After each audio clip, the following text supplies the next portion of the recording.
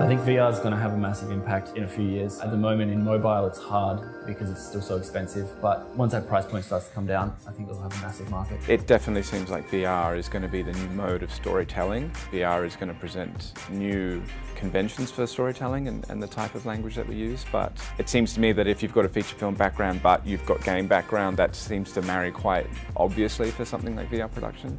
And we're already starting to see people move out of feature film production into virtual reality production. So that's the obvious one.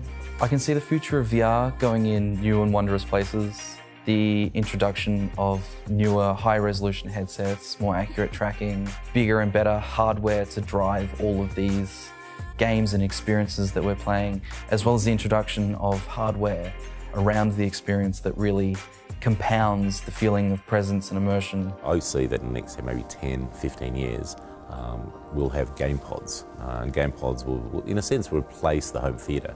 Imagine, your home theatre, instead of having chairs, you've got these large pods, 1, 2, 3, 4 of these pods, depending how wealthy you are and you can afford these things. But the idea behind the pods is really that you can actually walk in, you can actually run in the pod, have the experience. Now, I'll go one step further. You won't actually have goggles. The actual pod itself, the actual internal environment of the pod is a giant screen.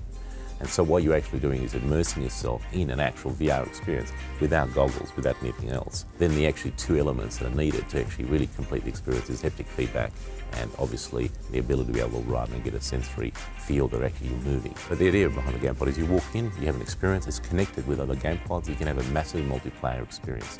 So you can actually be in a World of Warcraft world and be that character and actually walk around that world. And when you're grabbing your staff, you can actually feel the staff. So you've got to really have some haptic feedback system that you can actually feel objects and touch objects. But the experience will be very, very different.